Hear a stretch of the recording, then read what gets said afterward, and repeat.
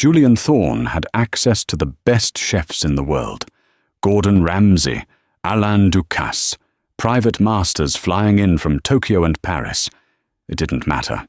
The 24-year-old heir to a $40 billion empire was starving to death in a penthouse made of gold.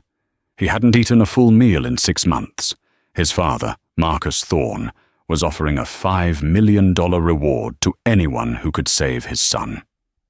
They tried everything: hypnotherapy, force-feeding, begging. Nothing worked. Until a broke, exhausted waitress named Lisa, who wasn't even supposed to be in the kitchen, served him a bowl of soup that the head chef called trash. What happened next didn't just save Julian's life. It exposed a dark family secret, destroyed a corporate dynasty, and proved that sometimes the most expensive ingredient is the truth.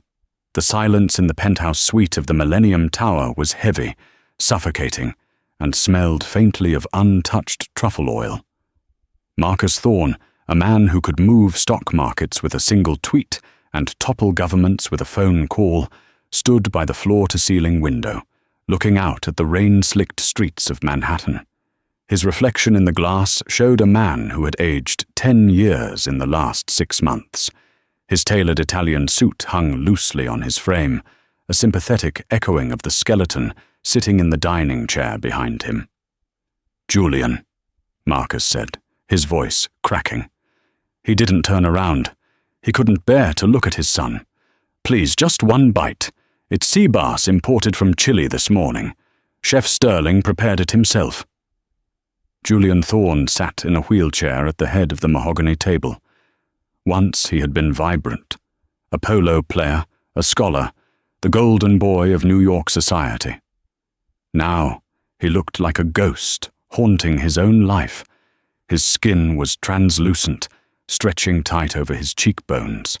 His eyes, once a piercing blue, were dull and sunken into dark purple hollows.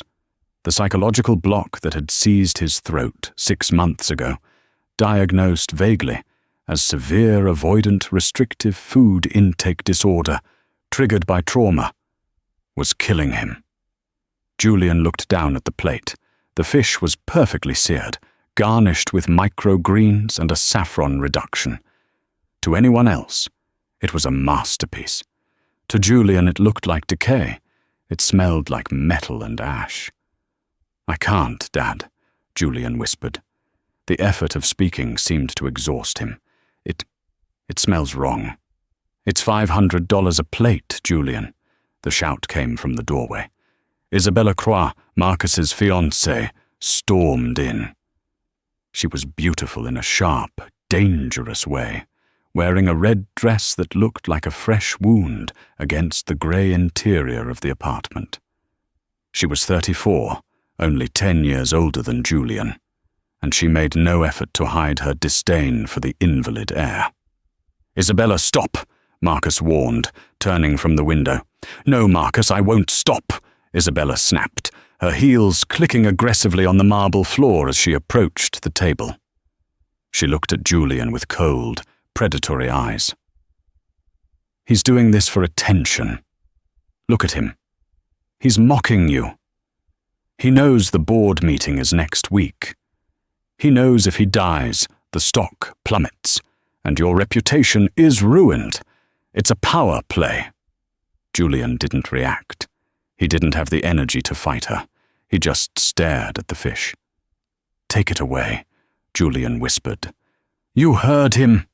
Isabella screamed at the waitstaff hovering in the shadows.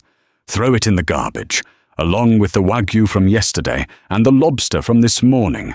Just throw money in the trash." In the corner of the room, standing completely still, was Lisa Vance. Lisa was not a chef. She wasn't even a high-end server. She was a runner, the lowest rung of the catering staff hired by the agency to service the Thorne household. Her job was to carry heavy trays from the kitchen to the serving station, unseen and unheard. She was 23, with messy brown hair tied back in a severe bun and a uniform that was slightly too big for her.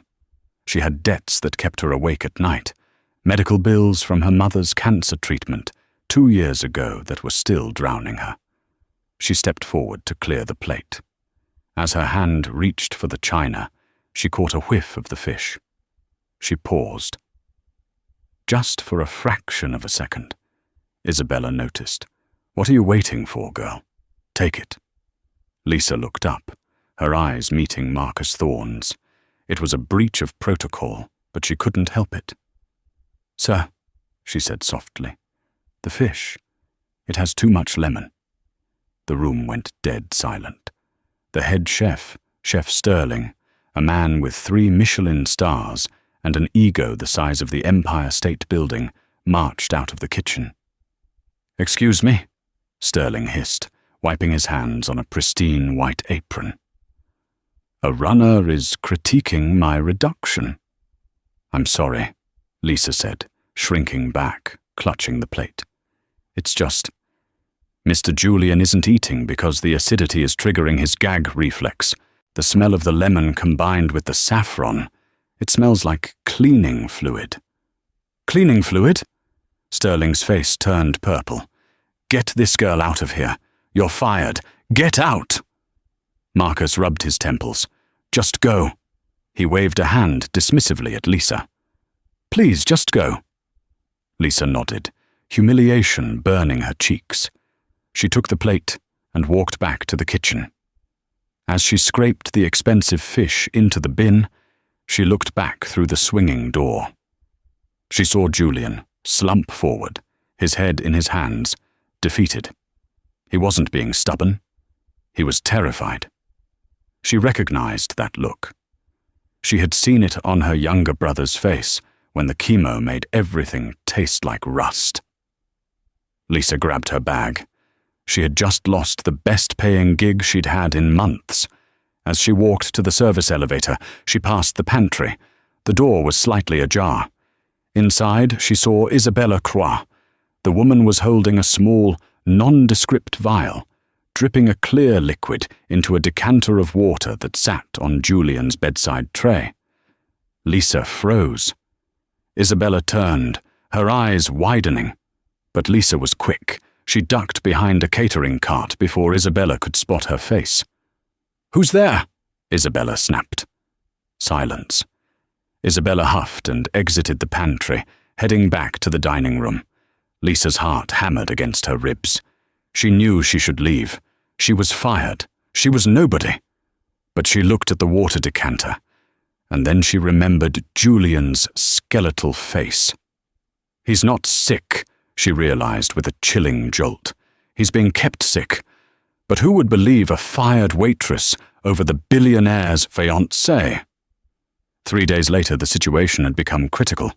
News leaked to the press.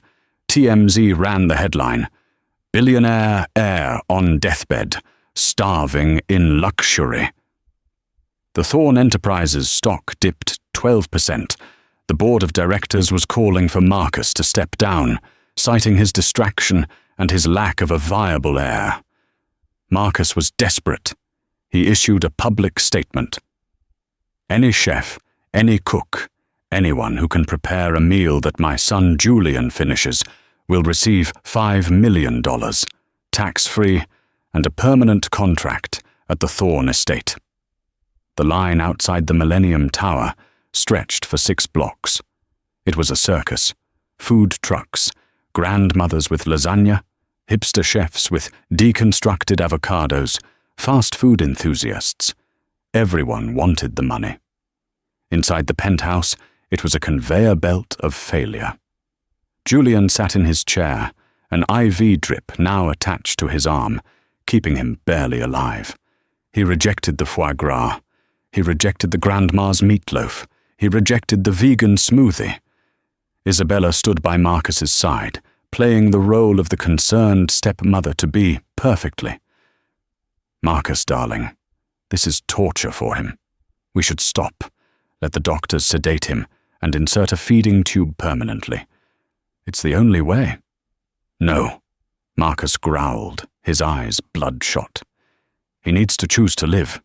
A tube is just delaying the inevitable." Down in the service entrance, security was turning people away. The deadline was 5 p.m. It was 4:55 p.m.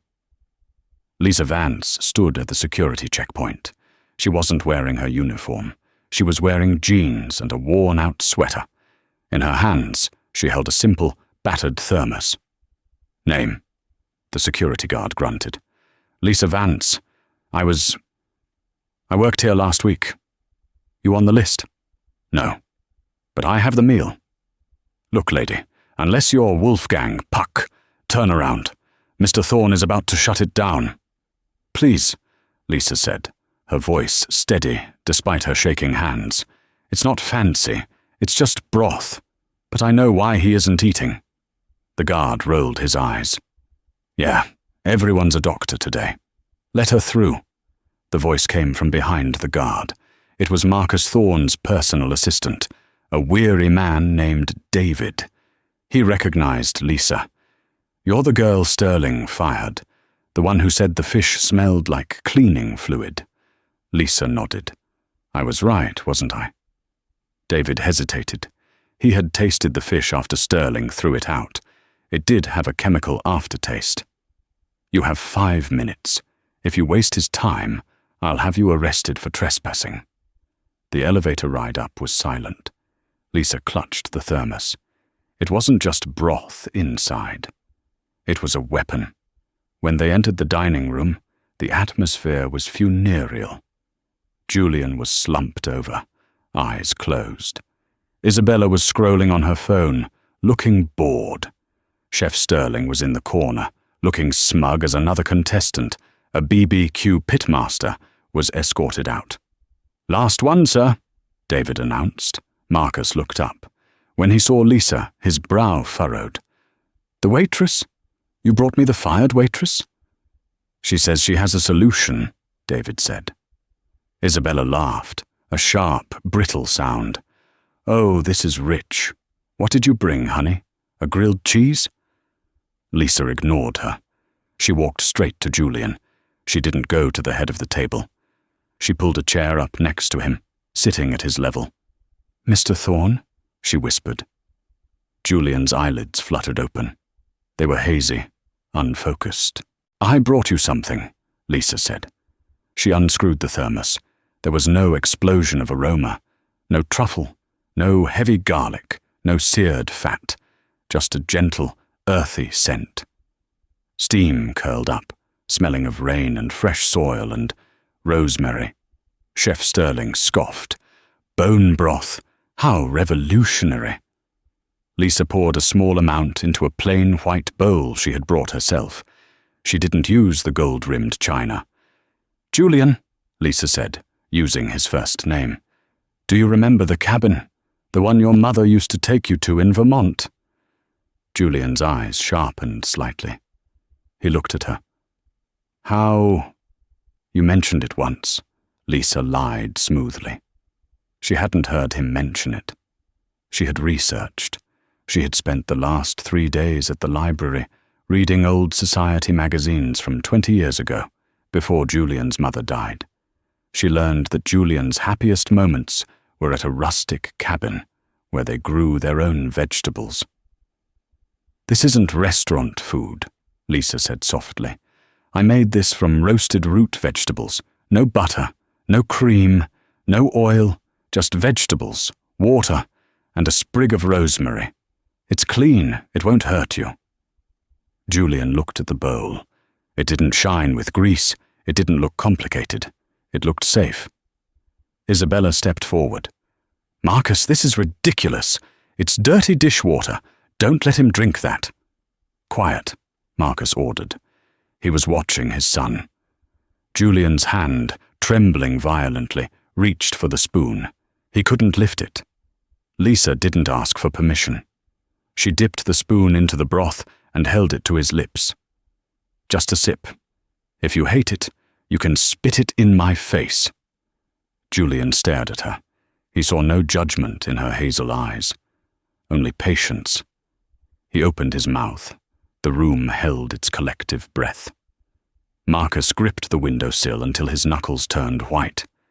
Isabella narrowed her eyes, her body tense like a coiled snake. Julian swallowed. He closed his eyes. The taste wasn't overwhelming. It was warm. It tasted like earth. It tasted like the memory of a mother he hadn't seen in 15 years. He opened his eyes. A single tear tracked through the gaunt hollow of his cheek. "More," he rasped. Marcus let out a sob that sounded like a gunshot. Lisa dipped the spoon again. And again. Julian finished the bowl. For the first time in 6 months, food stayed down. "He ate," Marcus whispered, falling into the chair next to them. "He actually ate." Lisa set the empty bowl down. She looked at Isabella. The fiancé's face was a mask of shock, but beneath it, Lisa saw something else. Pure, unadulterated rage. "It seems," Lisa said, her voice cutting through the emotional moment, "that Julian prefers simple cooking." Marcus grabbed Lisa's hand, weeping. "You did it. You saved him. The money is yours. The job is yours." "I don't want the money yet," Lisa said, pulling her hand back gently. "I want to cook for him every day until he walks again. And I want to live here, in the staff quarters, to monitor his diet." "Done," Marcus said immediately. "Anything you want." "Wait," Isabella interjected, her voice shrill. "Marcus, we can't just move a stranger into the penthouse. We don't know her background." "She just did what 50 experts couldn't do, Isabella," Marcus shouted. "She stays." As the staff began to clear the room, celebrating the miracle, Lisa stood up. She caught Isabella staring at her. The look communicated a clear message. "This isn't over. You made a mistake." Lisa smiled back, a cold, hard smile she had learned growing up in the rougher parts of the Bronx. She knew about the water decanter. She knew Isabella was poisoning him. Lisa wasn't just here to cook soup. She was here to hunt. The transition of Lisa Vance from an unemployed waitress to the most powerful person in the Thorne household was swift, silent, and deeply resented. By the next morning, the guest wing of the penthouse had been converted. Lisa refused the luxury suite offered to her. Instead, she took the small, austere room next to the kitchen pantry. It was the servants' quarters, typically reserved for the overnight butler, but Lisa insisted. She needed to be close to the food. "You have access to a limitless credit card for groceries," Marcus Thorne told her, handing her a black Amex Centurion card. "Buy whatever you need. If you need truffles from Italy, I'll send the jet. Just keep him eating." Lisa took the card, feeling its cold weight. "I don't need truffles, Mr. Thorne. I need a lock for the refrigerator." Marcus blinked. "A lock?" "And only I have the key," Lisa said firmly. "Julian's stomach is sensitive. One wrong ingredient, one unwashed hand, and we are back to square one. No one touches his food but me. Not Chef Sterling's old staff, not the maids, and certainly not family members trying to help." She glanced at Isabella, who was sipping a mimosa on the patio, pretending not to listen. Isabella's grip on the champagne flute tightened until her knuckles were white. "Done," Marcus said. For the next 2 weeks, the penthouse kitchen became a fortress. Lisa fired the sous chefs who sneered at her. She kept only the dishwasher, a quiet older man named Henry, who seemed to know how to keep his head down. She bought produce from local farmers' markets, inspecting every apple and carrot like a diamond merchant. Julian's recovery was slow, agonizing, but real. He started with the broth. Then Lisa introduced mashed sweet potatoes. Then poached chicken. She cooked with a precision that wasn't born of culinary school, but of survival. She knew exactly how to extract flavor without fat, how to nurture a damaged gut. But the real battle wasn't the food. It was the silence. On the 10th day, Lisa brought a tray of soft risotto into Julian's room. He was sitting up in bed, propped by pillows. The color was returning to his face. the ghostly pallor replaced by a faint, healthy flush. But his eyes were still guarded. "You guard my door like a Rottweiler," Julian said. His voice was stronger now, a smooth baritone that hinted at the charisma he once commanded. Lisa set the tray down. "Rottweilers are loyal. I'm just suspicious." "Suspicious of what?" Julian asked, picking up his fork. He didn't hesitate to eat anymore. He trusted the food. He trusted her. Lisa sat in the chair by the window. "You tell me. You're the one who stopped eating." Julian paused, a forkful of risotto hovering halfway to his mouth. He looked at the door to ensure it was closed. "It started 6 months ago, the night of the engagement party." "Your father and Isabella?" "Yes," Julian said quietly. "I had a glass of scotch. Just one. An hour later, I felt like my throat was closing up. I couldn't swallow. I went to the ER and they said it was a panic attack, but it kept happening. Every time I ate at home, I felt sick, dread, nausea. Eventually, my brain just associated food with pain, so I stopped." Lisa's heart raced. It confirmed everything. "Did you feel that way when you ate out?" "I didn't go out," Julian admitted. "Isabella insisted I stay home to rest. She said I was looking fragile. She brought me all my meals in bed." Lisa nodded slowly. "Julian, look at me." He met her gaze. "The broth, the risotto, the chicken. Do you feel sick now?" "No." "Because I made it," Lisa said, "and I watched it every second until it reached your mouth." The implication hung in the air, heavy and terrifying. Julian put the fork down. He was a smart man, a Wharton graduate, a business prodigy. He connected the dots. "You think—" He couldn't finish the sentence. It was too monstrous. "I think you need to be very careful," Lisa whispered. "And I think you need to get strong, fast. Because if I'm right, she knows that I'm the only thing standing between you and whatever she has planned." Just then, the door swung open. Isabella breezed in, smelling of expensive perfume and malice. She held a crystal goblet filled with a thick, green liquid. "Time for your vitamins, darling," she announced, her smile bright and empty. "Dr. Orris sent this over, a kale and spirulina booster to help with the muscle atrophy." Lisa stood up instantly. "I didn't prepare that." Isabella glared at her. "It's from his doctor, Lisa. You're a cook, not a physician. Sit down." Isabella walked toward the bed, extending the glass to Julian. "Drink up, sweetheart. It will make you feel so much better." Julian looked at the green sludge. Then he looked at Lisa. Lisa didn't say a word. She just stared at the glass. "I'm full," Julian said, his voice flat. "It's liquid, Julian. It doesn't take up room," Isabella pressed, the sweetness in her voice straining. "Come on, do it for me." "No," Julian said. Louder this time. Isabella's smile vanished. Her eyes darted to Lisa, then back to Julian. "You're being difficult. Marcus! Marcus! Come in here!" Marcus Thorne rushed in from the hallway, looking frantic. "What? What is it?" "He's refusing his medicine," Isabella cried, playing the victim perfectly. "Dr. Aris said he needs this for his liver, and Lisa is making him paranoid."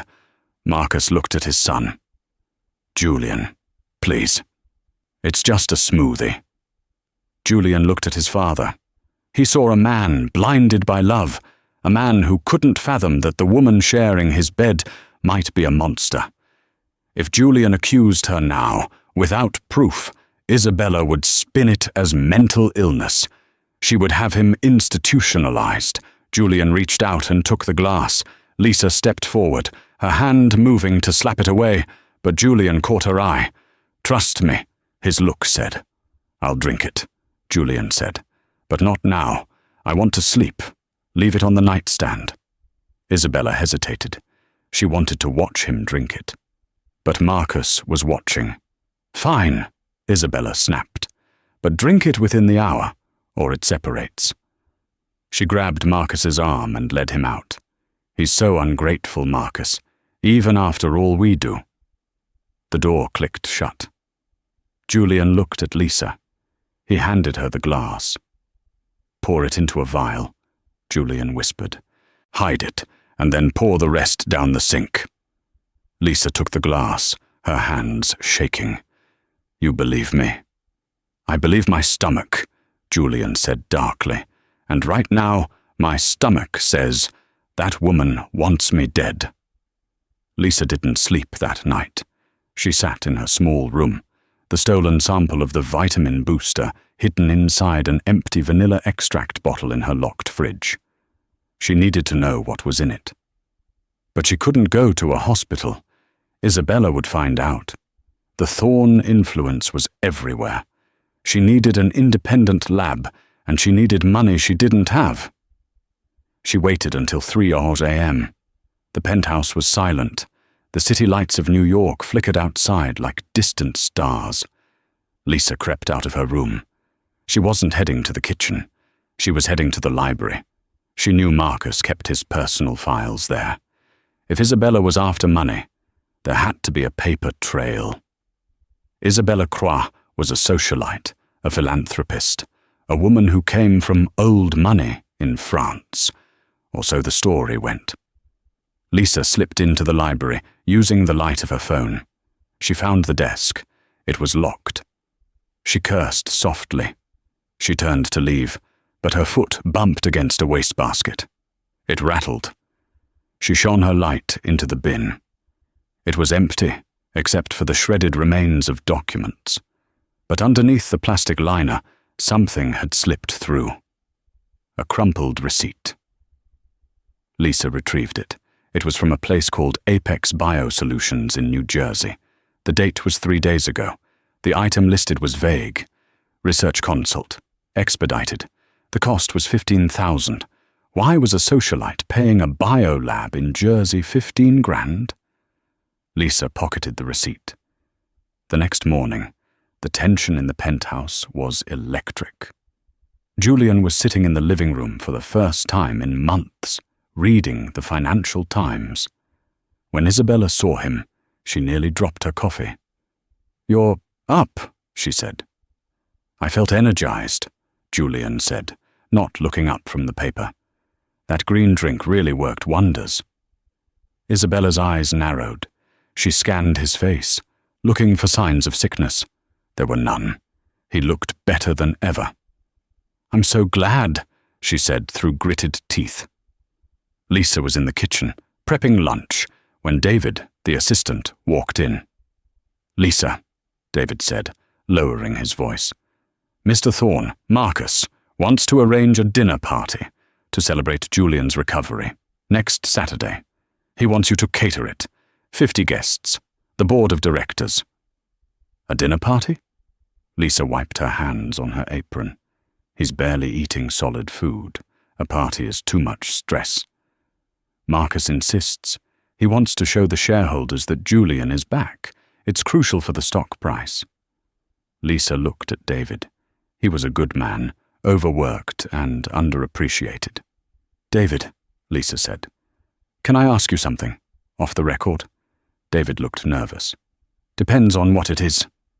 "Isabella Croix, did the company run a background check on her before the engagement?" David adjusted his glasses. "Standard procedure. Why?" "What did they find?" "Clean. Old family. Estate in Provence. Educated at the Sorbonne. Why are you asking?" "Because," Lisa leaned in, "I think she's lying. About everything." David sighed. "Lisa, you're a great cook. But don't play detective. Isabella is dangerous. She fired the last 3 assistants before me for looking at her wrong." "Just tell me one thing," Lisa pressed. "Does she have debt?" David hesitated. He looked at the door. "I shouldn't tell you this, but a few months ago, a creditor called the office looking for her. I intercepted the call. It was a gambling syndicate in Macau. She owes them. A lot. 8 figures. Lisa's blood ran cold. 8 figures. $10 million or more. Does Marcus know? Marcus thinks she's independently wealthy. If he knew she was broke and gambling, he'd call off the wedding. And the prenup. The prenup? If they marry, she gets $20 million instantly. If Julian were to pass away before Marcus, she becomes the primary beneficiary of the entire estate. It was the motive. It was the smoking gun. Isabella needed Julian out of the way so she could marry Marcus, take the money, and pay off the mob before they killed her. David, Lisa said, her voice shaking, I need you to do me a favor. It's life or death. I can't lose my job, Lisa. If you don't help me, Julian dies, and then Marcus dies, and then there is no job. David stared at her.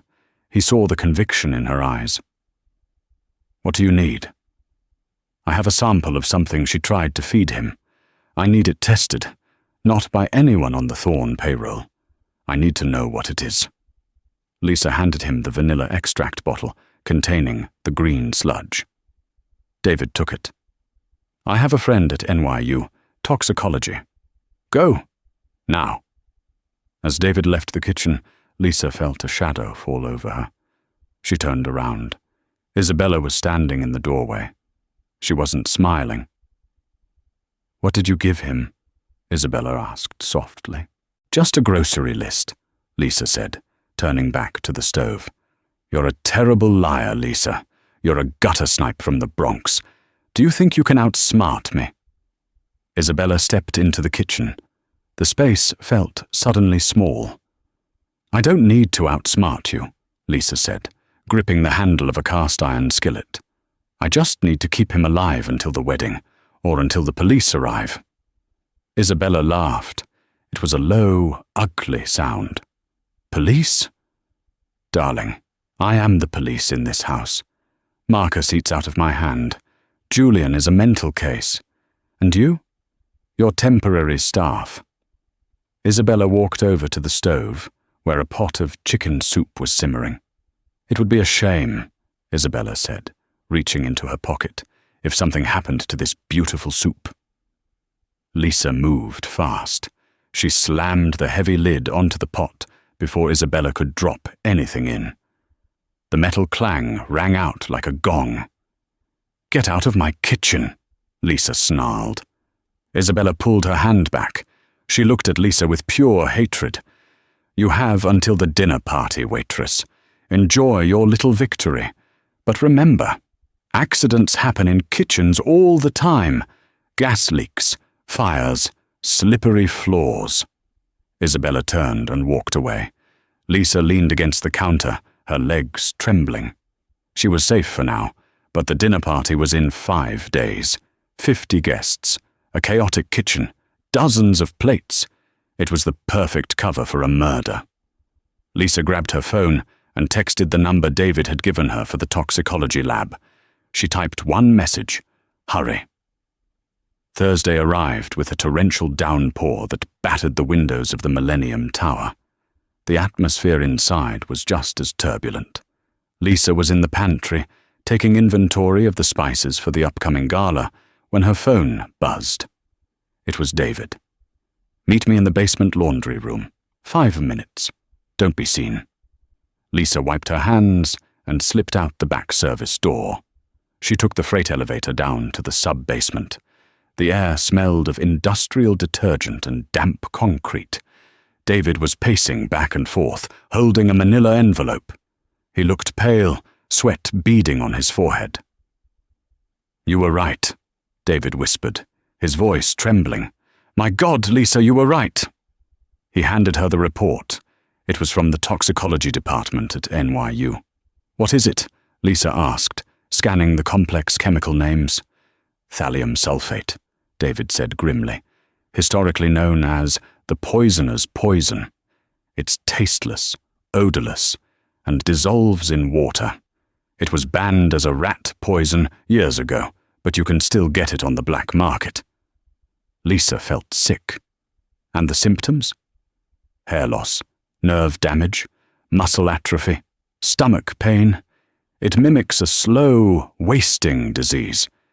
It's exactly what Julian has been going through. She's been killing him by inches, Lisa murmured. Just enough to keep him weak, but not enough to kill him instantly. She wanted him to die of natural causes, so there wouldn't be an autopsy. There's more, David said, pulling out a second sheet of paper. I checked the financial records you asked about. Isabella isn't just in debt. She's bankrupt, and she took out a key man insurance policy on Marcus Thorne last month. If Marcus dies, the company pays out $50 million to his surviving spouse. Lisa gasped. She's not just going to kill Julian. She's going to kill Marcus. She has to, David said. With Julian sick, Marcus is distracted. If Julian dies, Marcus will be broken. Then, she finishes Marcus off with a heart attack or a stroke induced by the drugs, takes the insurance, inherits the estate, and disappears. The dinner party, Lisa realized. It's the perfect stage. All the board members are there. If Marcus or Julian collapses, it looks like the stress of the event. We have to go to the police, David said. No, a voice said from the shadows.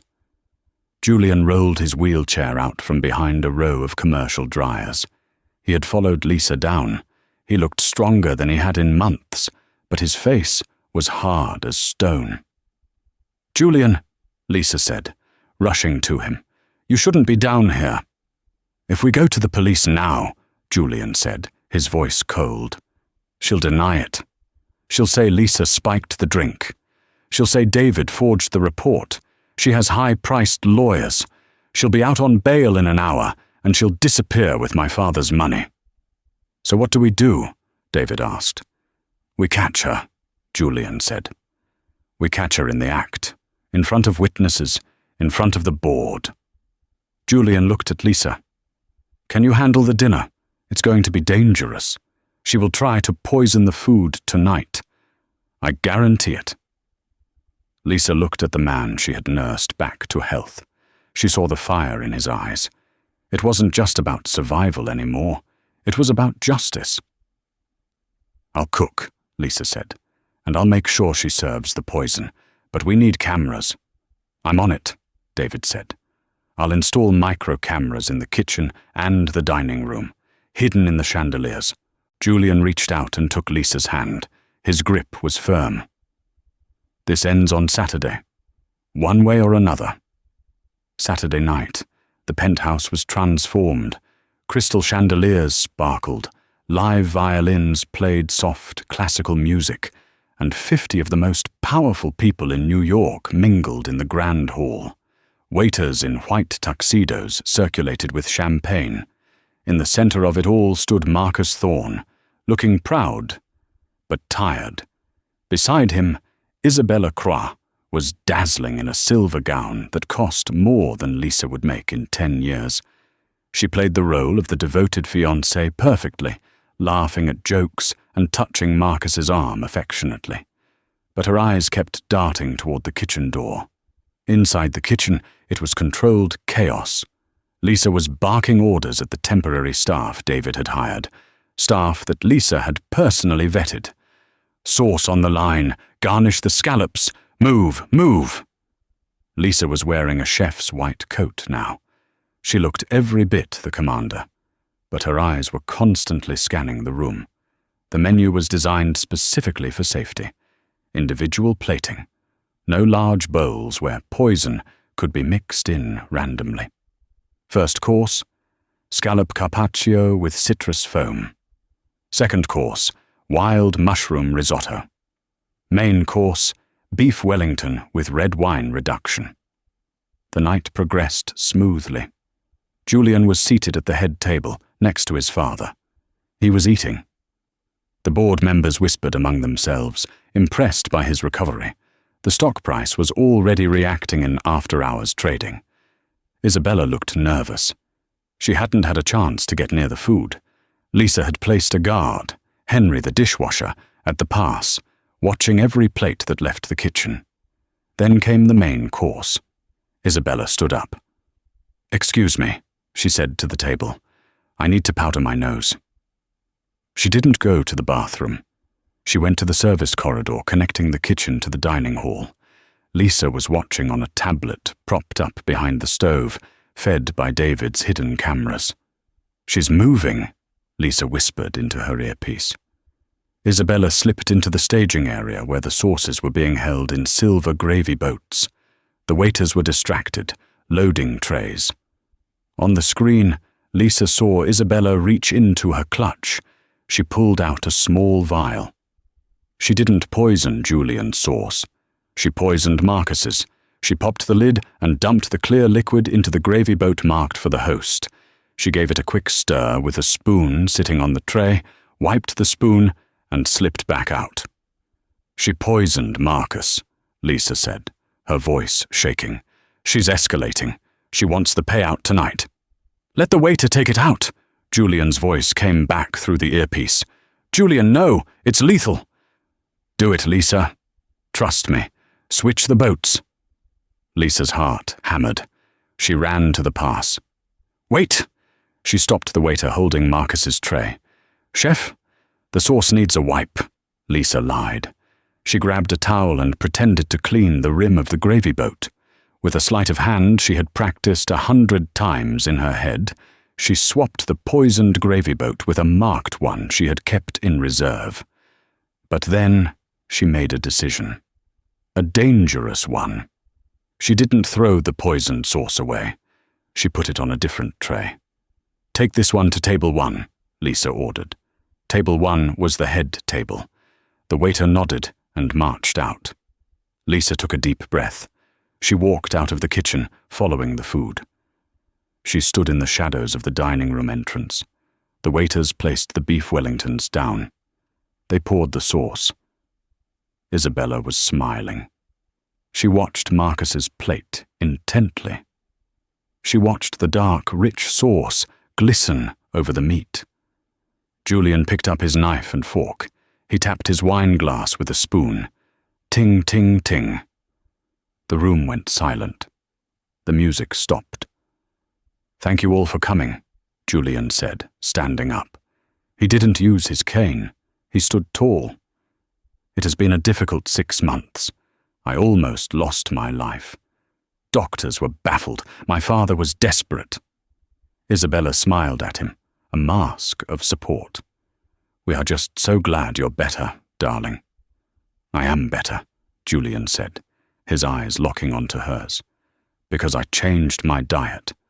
I stopped eating what was being fed to me by people who wanted me dead." A murmur went through the room. The board members looked at each other. "Julian, what are you saying?" Marcus asked, confused.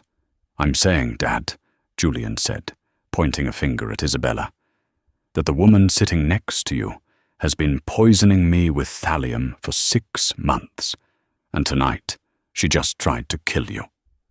Isabella stood up, knocking her chair over. "This is outrageous. Marcus, he's having a psychotic break. He's hallucinating again." "Am I?" Julian asked calmly. "He's lying," Isabella screamed, looking around at the shocked guests. "I love this family. I have done nothing but care for him. How dare you accuse me?"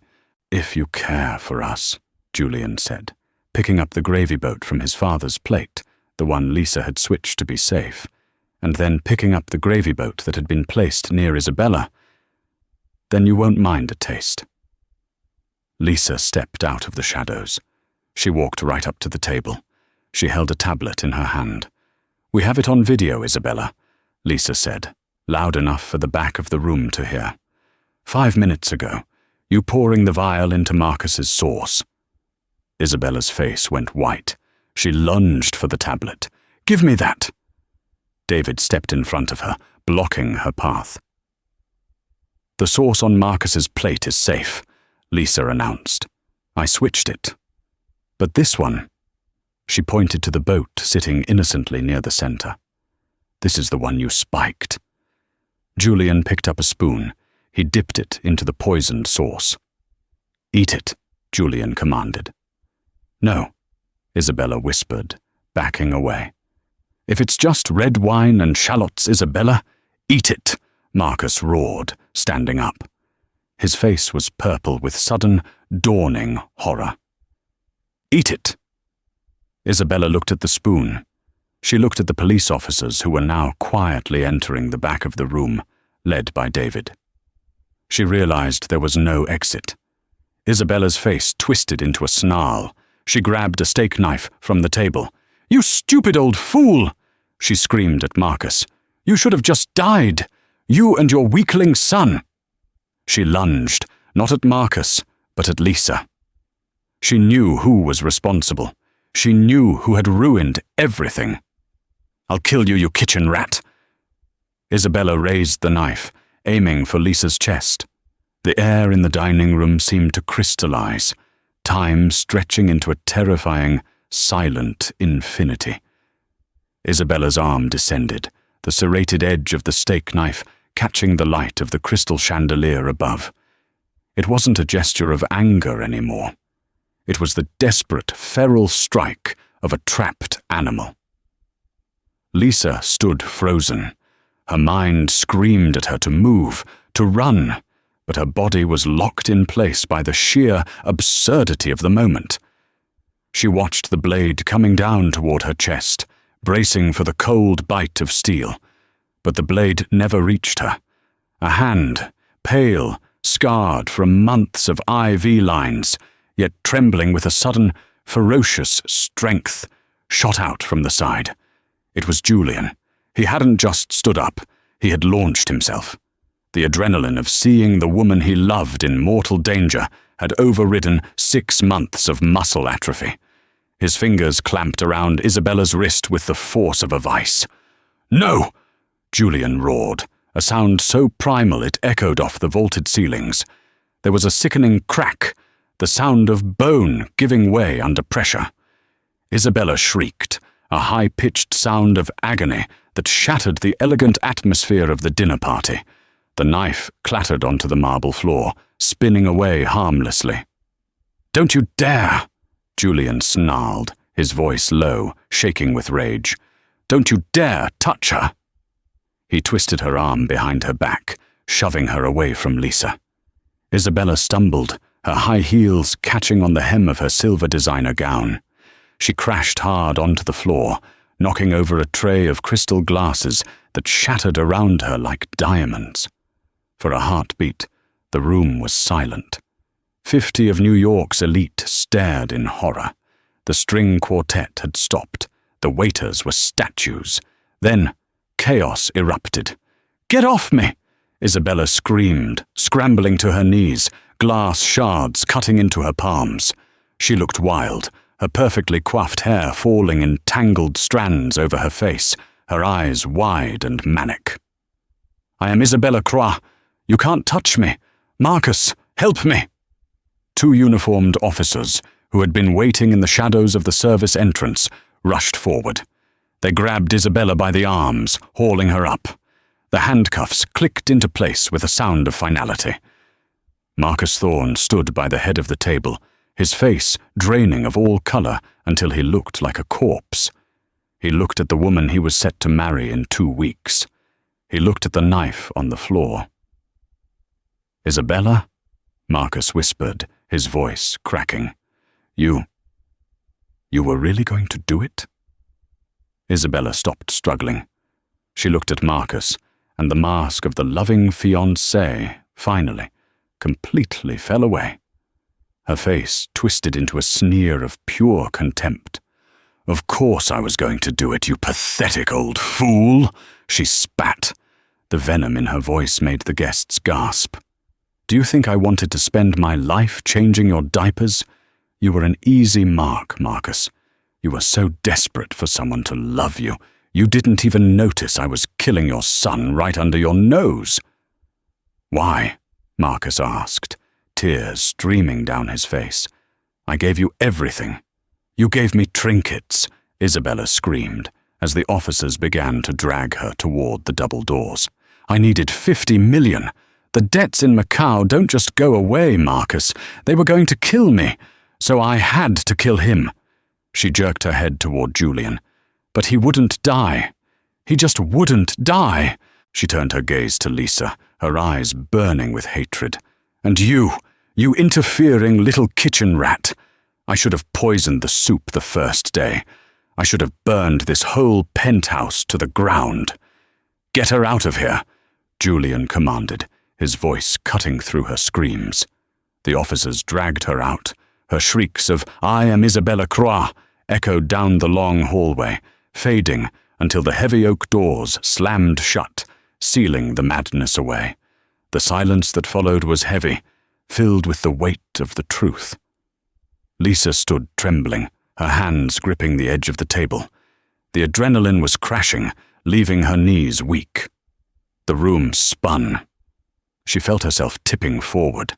Strong arms caught her before she fell. "I've got you," Julian whispered, pulling her into his chest. He was shaking too, but he held her upright. "Breathe, Lisa. Just breathe. It's over."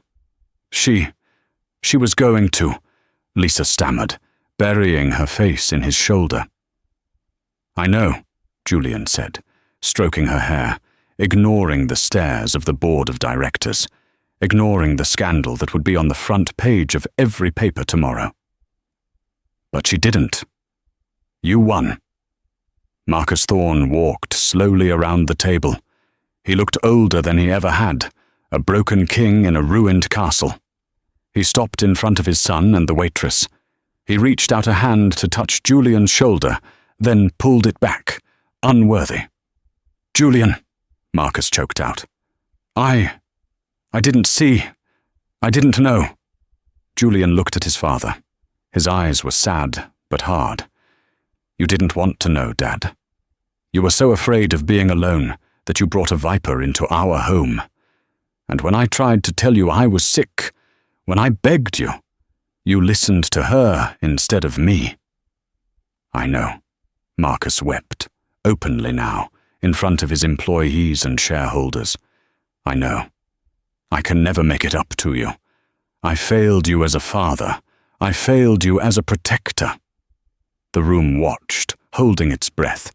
This was the end of the Thorne dynasty as they knew it. Julian looked at his father, then down at Lisa. He saw the compassion in Lisa's eyes. She squeezed his hand, a silent signal of grace. "He didn't know, Julian," Lisa said softly, her voice the only gentle thing in the room. "She fooled everyone. She was a professional. Don't let her take your father from you, too." Julian sighed, the tension slowly leaving his shoulders. He wasn't ready to forgive completely, but the immediate danger was over. He looked at the stunned guests. "The dinner is over," Julian announced firmly. "Please leave." As the guests shuffled out, murmuring, Julian turned back to his father. "Go to the hotel, Dad," Julian said wearily. "I want you to clear the house. I don't want to see a single trace of her, her clothes, her perfume, her pictures. When I wake up tomorrow, if I see one thing that reminds me of her, I'm leaving this company forever." "I will," Marcus promised, wiping his eyes. "I'll burn it all. I promise." The line wrapped around the block in the West Village, stretching past the brownstones and the boutiques. But this crowd wasn't waiting for the latest cronut or a celebrity sighting. They were waiting for a table at the hearth. It was the most anticipated restaurant opening in New York City history. Not because of the PR, but because of the story behind it. The interior of the restaurant was a sanctuary.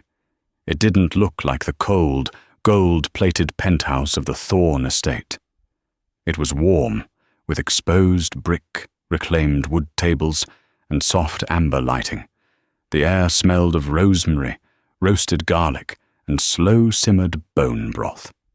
In the open kitchen, standing at the pass, was Lisa Vance. She wore a custom chef's coat, her name stitched in gold thread. She moved with the grace of a conductor, tasting sauces, checking garnishes, commanding a brigade of 12 chefs who respected her not for her name, but for her palate. "Order up, table 4, Lisa called out. 2 lamb shanks, 1 root vegetable soup." "Yes, chef," the kitchen responded in unison. Lisa wiped her hands on her apron and looked out into the dining room. It was packed, but her eyes went to the corner booth, the owner's table. Sitting there was Marcus Thorne. He looked different.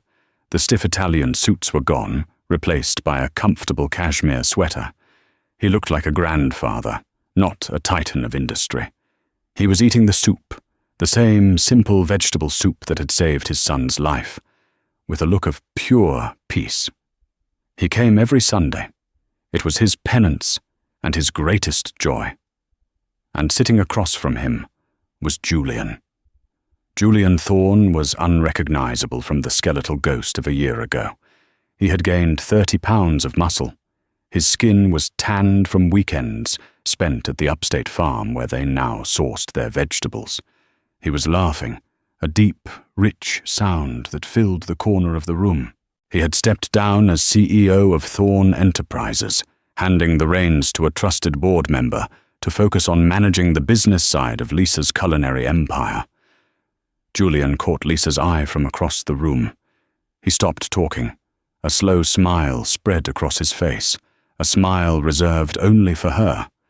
He raised his wine glass in a silent toast. "To us," he mouthed. Lisa felt a lump in her throat.